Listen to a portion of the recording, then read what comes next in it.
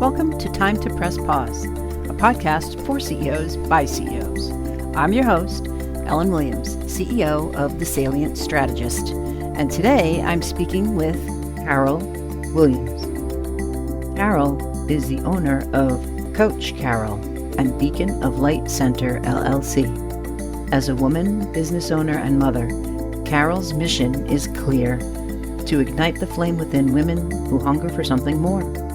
Through her company, she empowers visionary leaders to unleash their untapped potential and manifest miracles they never knew possible. Welcome, Carol. It's really great to have you here today on Time to Press Pause. Well, thank you, Ellen. I love to be here, and it's a nice last name you have. Yes, I like it too. It's the third last name I've had, and I suspect it'll be the last one as well. Perfect. So, Carol, I'm really happy to have you here. You and I had an opportunity to network a little bit with each other and met at Innovation Women. And as true networkers, had that little Zoom breakfast or coffee meeting, and really enjoyed chatting with you. And though I don't know the story you're going to tell, I am eager to hear your press pause story.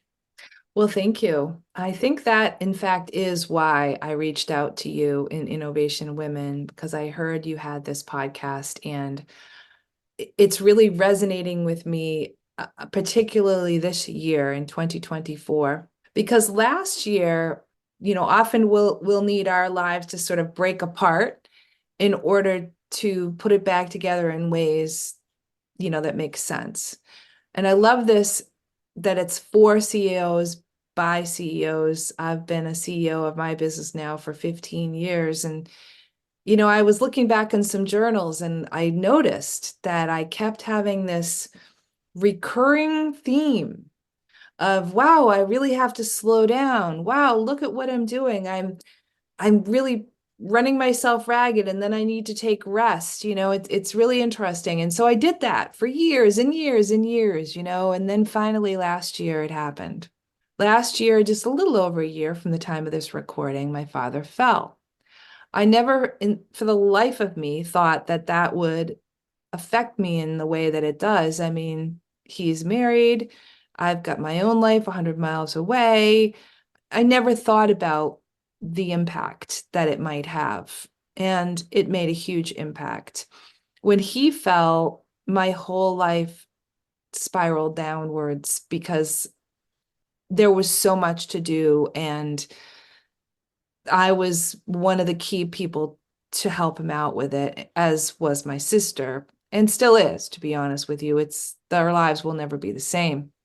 And on top of that, besides having my business, I also started this serious relationship with a person. And gosh, I've been divorced for 10 years. So that's kind of a lot of newness, and then, a couple of kids, a life, and it was just all too much for me. So what I did was I went from being, I can do it all, fry the bacon and bring it home and do all the things, to really seriously press pause. And the exact moment that this all led up to was early January this year, 2024. Every year, for several years running now, I would do a big vision. As a coach, that's a time where a lot of people want a lot of change. They're thirsty for it. They're turning the page and they want to do stuff.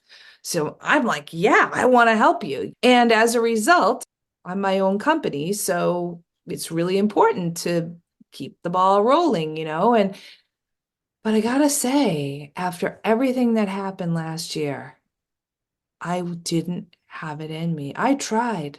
I tried to take a little bit of December holidays to do a little R&R, but it was not enough.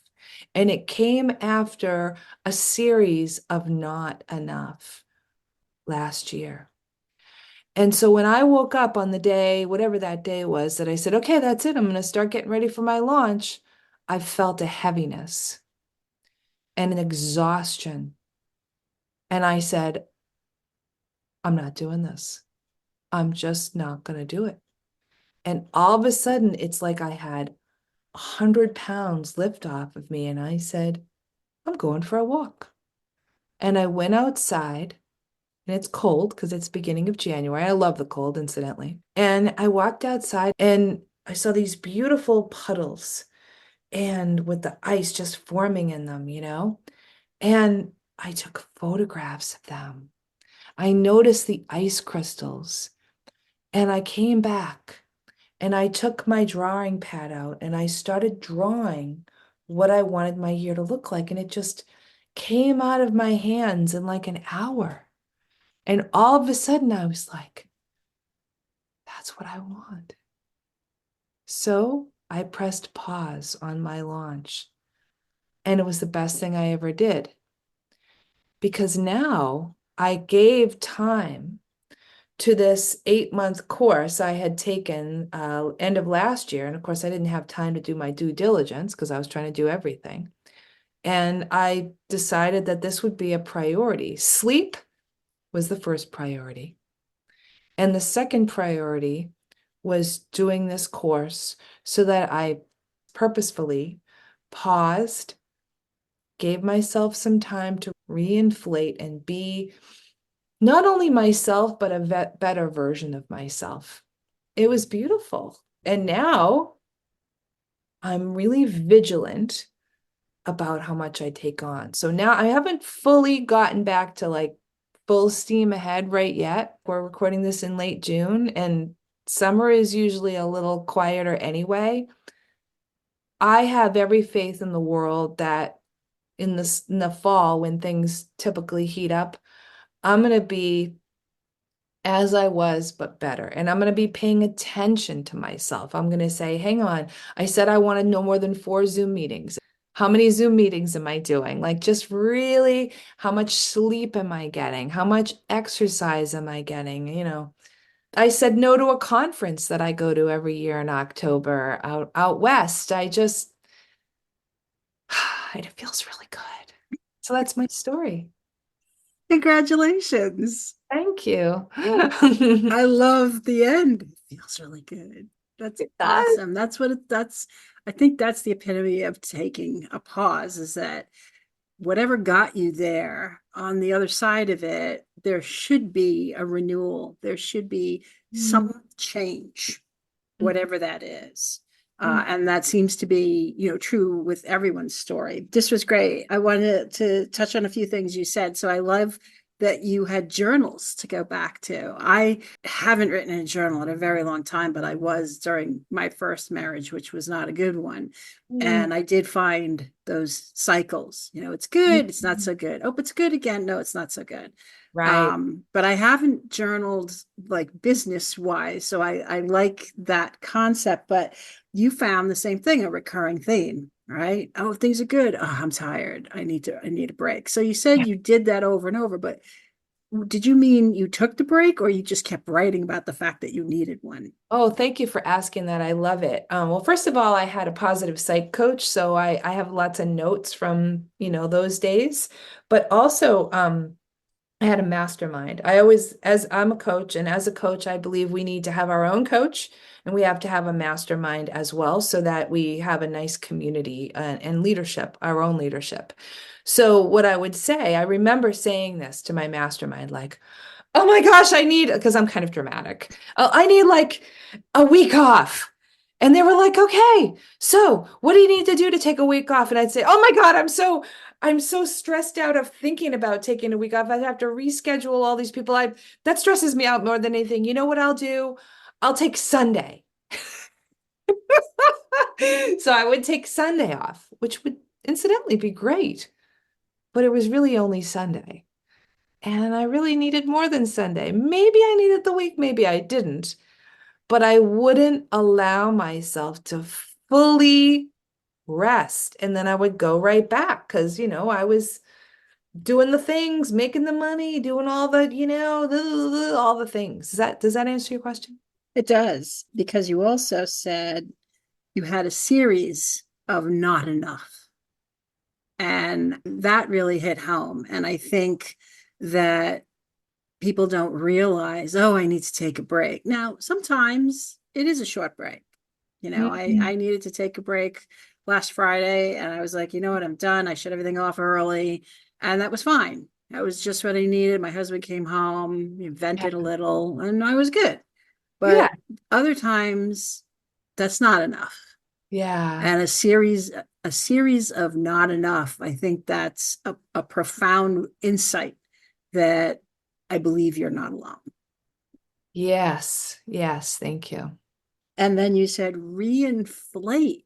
I love that. The visual of just being like so deflated, right? You had to reinflate. I haven't heard that one, so I think that's an awesome visual. I'm very visual. Mm, And so when you said, people say, rejuvenate and all that, and you kind of know what that looks like, but reinflate really, really hit home that's for how me. I felt. I felt like a balloon that had lost almost all her. She still had a little air because she was like alive still, but not like a lot alive. Yeah, we need the baseline to be more than I'm alive, right? Yeah, to reinflate. Yeah, yeah, I love it. And one other thing I wanted to touch on, you said I could bring home the bacon and fry it up in the pan. That's a really old I reference. know it's old, but I'm not But I knew I'm not exactly what that you were young. talking about. Yeah, it's an old reference for, I think, cologne. Yeah. And it was this, the empowered woman of, I don't know, the 70s, late early 80s, Yeah, that we yeah. could do it all. Do it And I all. think we've started to learn, like, not only can't anyone do it all, I don't want to do it all anymore. Yes.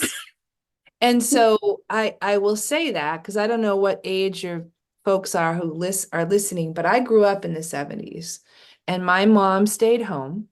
Not that there's anything wrong with that, but I didn't want to be my mom. And I had this idea that, okay, hey, I'm smart. They're sending me over to the advanced placement things and okay, I'm smart. I can be anything I want. And I don't need anybody to do anything. And I'm completely and totally independent and I can do it all. And you know what? For a while, I could. And then what ends up happening is whatever you're really good at, it becomes your demise. And my demise. I was really good at loving. I was too good at loving. I was really good at doing it all. I was too good at doing it all. I was really good at my business and building it and growing it and doing all the things until I had things that came into my life that wanted my attention that I wanted to give. And then by now I'm getting older and I'm not in my 30s and 40s anymore. And it just didn't work anymore. And I said, oh, well, alrighty then. There's definitely an evolution and chapters in your life where you're right, you excel at one thing. People talk a lot about work-life balance. Not one of my favorite phrases. I prefer to say facets of your life need to be in harmony, because the visual of balance to me is things being all equal. Right. But harmony, you don't need to have all equal. Sometimes one voice is slightly louder than the other. And so things in your life do take your attention and need your attention more today than they did yesterday. And then something else gets tomorrow. That one thing sort of takes over, and it's too much cowbell, right? It's just too loud. I was at a conference once and the speaker said off balance on purpose. And I was like, ooh, I like that. So to be off balance, but purposefully off balance. Because you're right. So many people actually, as a coach, they think, oh, I just want to have my work-life balance. I'm the same as you. Even though I'm a Libra, I'm still like, work-life balance. But it's because for me, work-life balance means I can do it all, and all I have to do is just kind of keep moving and keep reshuffling. And the act of reshuffling is exhausting versus saying, hey, where do I want to put my attention now? What do I want in a month, 2 months, 6 months? What do I do now to build in enough pause? I've listened to your other podcasts. I love the one about sabbatical, meaning kind of coming from Sunday. And, that means that periodically we rest periodically during the week and then, during the year. And I love that you're doing this podcast because I totally, as a Libra, so if the Libra says balance is a myth, then I think officially we can make it a myth. Thank you for listening to the other episodes, and thank you for your kind words about the podcast.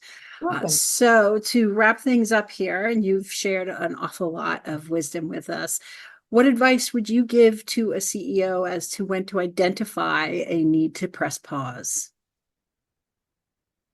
I loved one of your guests that says, it's like when you're in the woods lost, stop. And so I think we need to press pause every day, at least once a day, every week, and at least once in a bigger way every year.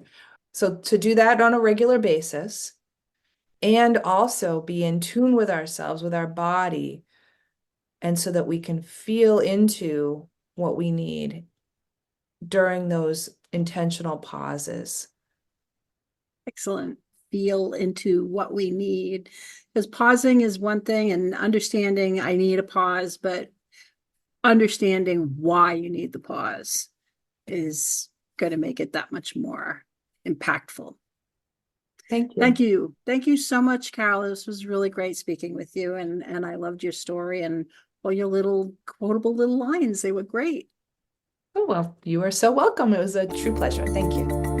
Thank you for listening to this episode of Time to Press Pause. To learn more about Carol, go to eps-time.com. To learn more about me, go to thesalientstrategist.com. And be sure to join us again wherever you listen to your podcasts.